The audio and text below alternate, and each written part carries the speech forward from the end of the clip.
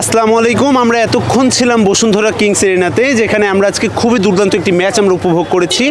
বাংলাদেশ বনাম অস্ট্রেলিয়ার একটি সুন্দর একটা ম্যাচ এতক্ষণ কিন্তু অনুষ্ঠিত হচ্ছিল ভিতরে, যেখানে আমরা যদি দেখি তাহলে কিন্তু বাংলাদেশকে 2টা গোল খেতে হয়েছে আজকে অস্ট্রেলিয়ার বিপক্ষে। অস্ট্রেলিয়া দুর্দান্ত একটা ম্যাচ খেলেছে, শুরু থেকেই তাদের পজিশনিং খুবই দুর্দান্ত ছিল আজকের ম্যাচের।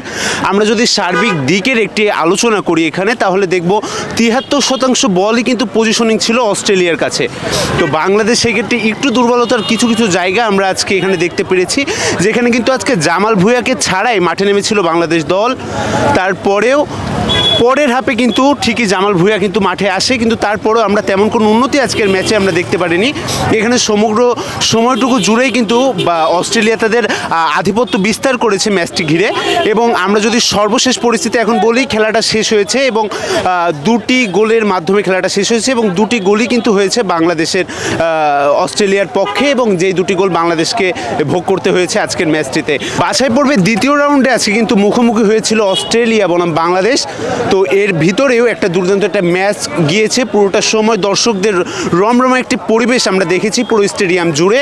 তো শেষমেশ তারপরেও আবার আমরা একটি হতাশা ভরা একটি আক্ষেপ নিয়ে কিন্তু বাংলাদেশ দর্শকরা ঠিকই মাঠ ছেড়েছে শেষ পর্যন্ত।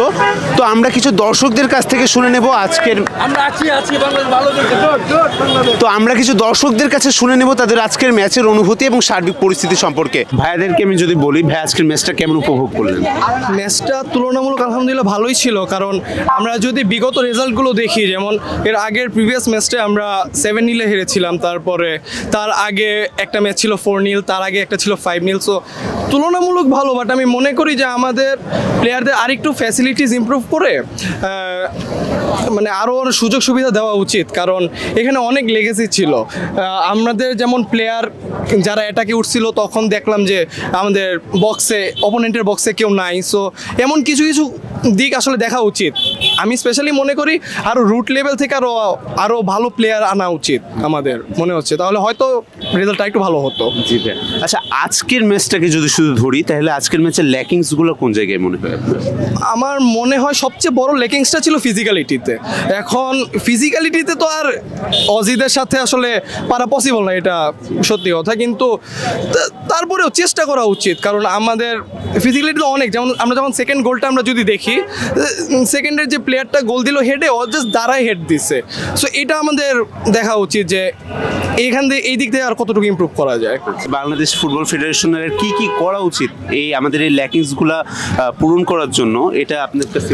এটা হচ্ছে ও যে বললো রুট লেভেল থেকে তুলতে হবে, এটা সত্য কথা। আমাদের রুট লেভেল থেকে তেমন প্লেয়ার উঠতেছে না, আর উঠলেও সেটা জাতীয় দলে এসে হারায় যাইতেছে। আমরা যদি দেখি অনলি মোরসালিন একটা ইয়ং প্লেয়ার যে উঠছে খেলতেছে, অন্য 2-1 প্লেয়ার উঠতেছে আবার হারায় যাইতেছে। এই জিনিসটা ঠিক করা উচিত বাফুফের। জি। আচ্ছা, আরেকটা জিনিস যে হামজা চৌধুরী বাংলাদেশের হয়ে কিন্তু খুবই তাড়াতাড়ি যুক্ত হচ্ছে, তো এই জিনিসটা নিয়ে আপনাদের অনুভবটা কেমন? অনেক এক্সাইটেড এটা নিয়ে। সবসময় আমরা ফেসবুকে কন্টিনিউয়াসলি দেখতেছি হামজা কবে আসবে, কবে ন্যাশনালিটি পাবে, অলওয়েজ চলতেছে। আচ্ছা, আর বাংলাদেশ দল আমরা তো সবাই চাই যে বিশ্বকাপে তাদের মঞ্চে দেখতে, তো আপনাদের কি মনোভাব যে বাংলাদেশ দলকে যদি আমরা পরবর্তী বিশ্বকাপে দেখতে চাই, তো সেই ক্ষেত্রে কি কি ফ্যাসিলিটিসগুলো বা কোন কোন জায়গাগুলোতে কাজ করা উচিত খুবই তাড়াতাড়ি? এইটাতে বলতে গেলে আমাদের হচ্ছে স্টেডিয়াম বাড়ানো যাইতে পারে। যদি বিশ্বকাপে মানে ওই লেভেলের স্টেডিয়াম দেখতে গেলে এখন মাত্র 2টা, তার মধ্যে একটা এখন ইন্টারন্যাশনাল স্টেডিয়াম বাড়ানো উচিত, আর হচ্ছে ওইটাই ওই প্লেয়ার ডেভেলপমেন্টে জোর দেওয়া উচিত।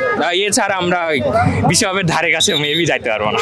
নিজের মাটিতে বাংলাদেশ দলকে আজকে কেমন দেখলেন? মানে আলহামদুলিল্লাহ খুবই ভালো, এবং তারা যদি আরেকটু মনে করেন ভালোভাবে প্র্যাকটিস মানে শিখতে পারে এবং করতে পারে, আলহামদুলিল্লাহ মোটামুটি যে খেলা দেখলাম সামনের বার ইনশাল্লাহ বিশ্বকাপে খেলতে পারবে। কোন জায়গাতে বাংলাদেশের ঘাটতি ছিল আজকে কি মনে হয়?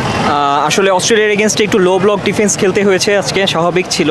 তো ডিফেন্সিভলি ভালোই খেলছে। ফার্স্ট গোলটা জাস্ট ডিফ্লেকশনে আনলাকি ছিল বলা যায়, না হলে হয়তো 1-0 বা 0-0তেও ড্র করা যেত। আর যদি ওভারঅল ভালো পারফরমেন্সের জন্য মনে হয় যে হ্যাঁ আমাদের একটা মিসিং ছিল, যেমন ফাহিম ইনজুর্ড ছিল, হয়তো সে খেললে হয়তো রাকিব আর একটু স্পেস পেত। মোরসালিন ভালোই মোটামুটি খেলছে, আর একটু বেটার করতে পারতো আর কি। ওভারঅল ঠিক আছে আর কি, লো ব্লকে যতটুকু পারা। ভাই, আমি একটা জিনিস খেয়াল করেছি যে ফার্স্ট হাফে তারা 3 ম্যান ডিফেন্সে খেলছিল, জাস্ট একটা ফ্ল্যাঙ্ক দিয়ে খেলেছে, ওই ফ্ল্যাঙ্কটা খালি ছিল পুরোপুরি, কেউ খেলতে চায়নি। এইটা কি কোনো মেজর ব্লো ছিল না আজকের ম্যাচের জন্য?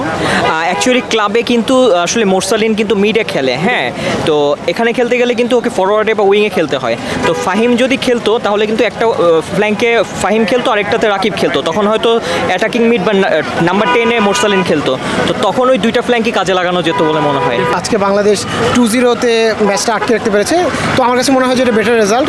আমরা 0-0-তে পারতাম যদি ওন গোলটা না হতো, আমার বিশ্বাস এটাই আর কি। অ্যান্ড নেক্সটে কি চেঞ্জ দেখতে চান এই টিমে আপনি? নেক্সটে বেসিক্যালি আমাদের স্কোরার একজন দরকার, আমাদের স্কোরার নাই। রাকিব ছাড়া আমার কাছে মনে হচ্ছে যে স্কোরার বলতে মোরসালিন ইমপ্রুভ করছে but not up to the mark. Rakib আছে, তবে আমাদের আরেকজন স্কোরার দরকার। মানে বেসিক্যালি আমাদের একটা ক্লিনিক্যাল স্ট্রাইকার লাগবে যে বক্সে থাকবে অ্যান্ড হচ্ছে। জি জি, এক্স্যাক্টলি। আর আমাদের মিডে কিছু হয়তো নতুন একজন যদি আসে তাহলে ভালো হবে। আমরা ওই যে হামজা চৌধুরী নিশ্চয়ই আসছে, আমরা হোপফুলি আশা করতেছি। আর যদি কোনো একজন ফরেন রিক্রুট হয় তাহলে ডেফিনেটলি খুব ভালো হবে। ডেফিনেটলি